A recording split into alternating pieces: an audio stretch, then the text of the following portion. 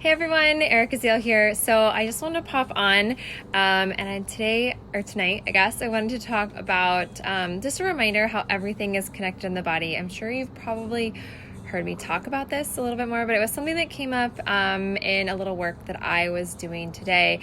Just that reminder piece of, I was actually working on a little piece for, which brought me back to my education back in college. And, I was just reminded of how, we learned so much about all these individual pieces of the body. We learned we have, our muscles, our bones, our ligaments, our nervous system, obviously there's our brain, there's our intestines, all of our organs, right?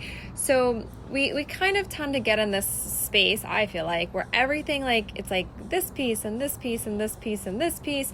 And so what seems to happen is someone will think like, oh, there's this pain going on, or there's this dysfunction going on with that specific just part of the body, when the reality of it, we actually need to look at the body as a whole. And this is what I love when I teach movement in particular, because I like to look at movement as like the body is all connected. So for example, if you're going to do squats, we're not just doing squats to think about strengthening our legs. Yes, absolutely, we're going to do those to strengthen our legs. But what else we can do with doing squats is we can work to strengthen our deep core, which includes our pelvic floor. We can be working to lengthen our entire spine. So we're working to lift up through our entire torso and connecting with our deep core. And when we think about it, all of this comes back to one of my favorite words, but that is fascia. And so when we look at the body as fascia, which I'll give everyone a quick reminder, so if you don't know what it is, it's really fascinating. Really, fascia in the body is one, right? So we have one fascia in the body. It's, runs over our muscles, through our muscles, around our organs. It's our ligaments, any connective tissue in the body, right? And then some. So when we think of the body as fascia and how everything is intertwined, we no longer really should just look at the body as like one piece here and one piece there. It's really looking at the body as a whole. And when you can start to look at the body that way, you can really start to transform how your body feels, how you look at movement, and that's one thing that I love to teach you. There's a couple podcast episodes I've done on my Core Connections podcast episode, and I'll link those below later. But if you want to learn more about fascia in particular, movement related to fascia, do you want to geek out with that a little bit more? You can check those episodes out. They'll be my website, ericazeal.com, or you can just search Core Connections on iTunes as well. And so that's just something to really, really neat to think about. The other piece of this, right, it's not just physical. It's also like the emotional piece that we can hold in our tissue. And there is this huge fascinating thing that happens when people start to move their body more from a fascia or fascial perspective than just a muscular perspective. And there's nothing wrong with strength training. I love strength training. I do strength training. It's great. But it's looking at this balance and the complement of both of them. So we apply strength training in our life in a little bit more of a fascially connected way, as well as more fascially, connected movements through breath. We learn how to do both of those in a more correct fashion. You start to really look at the way you exercise, right? So we'll throw that word in here. I tend to not always use that word like fitness and exercise too much, because it can get people in the mindset of this fitness has to be super hard to be effective. It's a kind of like no pain, no gain mentality.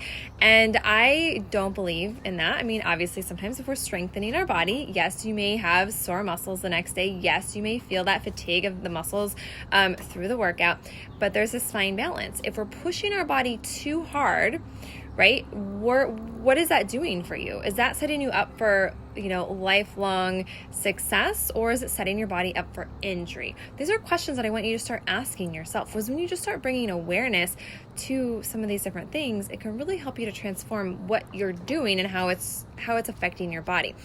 And lately I've had so many questions or so many conversations around this has come up. I did not bring them up, which is always a surprise. I try to always talk about this.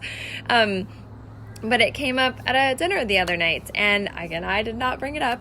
And, one of the ladies that was at the dinner table was going into her whole story about how, her new workouts that she's discovered, and it's more like the yoga and the Pilates, and how, she used to be that person that would just run and run and run and thinking harder is better, and really harder, it can be okay if your body and your energy level and so many other things going on in your body is ready and prepared for that.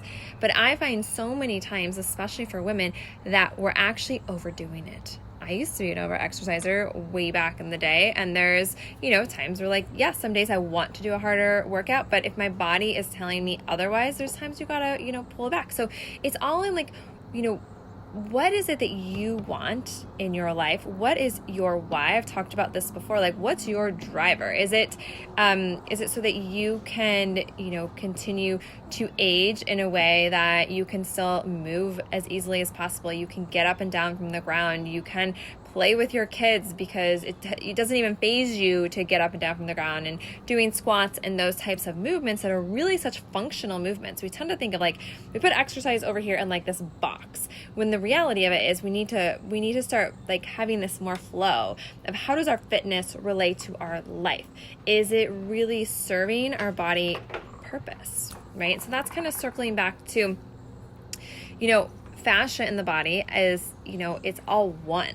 So when there is pain or dysfunction or something going on in the body, we have to look beyond just that piece, just where that pain is, even if it's a gut thing sometimes, because believe it or not, when you start to tap into those deeper fascial layers through movement, through breath work, that can actually help some digestion in the body.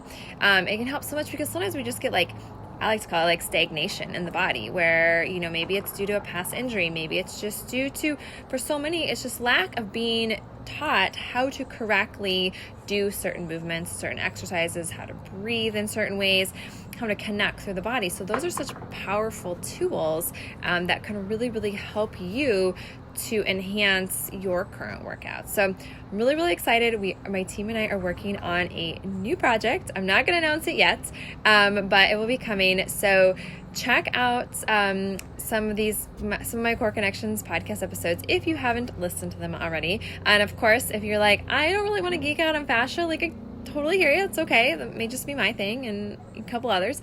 But there's so many others. One of the more recent ones I love all of them are so good, but I love the one specifically with Dr. Tabitha Barber, where we talk a lot about pelvic floor dysfunction. So if you haven't listened to that one's really, really eye-opening. And that is one you should share with every female in your life, because I'm a firm believer that knowledge is power. And if you agree with me on that, you are in the right place. I love to share what I find and what I learn, and bring on other experts so we can have some great conversation. Sometimes it's just bringing up that awareness is just, that's really the first step for so many things. So anyway, and if you haven't signed up yet for my free wellness video series, you can check that out. I'll put the link below, or you can just go to my website, ericazile.com. But there's so much great information on there to kind of get you learning a little bit more today. If you have any specific questions, please don't hesitate to reach out. You can leave a comment below, or you can also just leave me a message. That works too.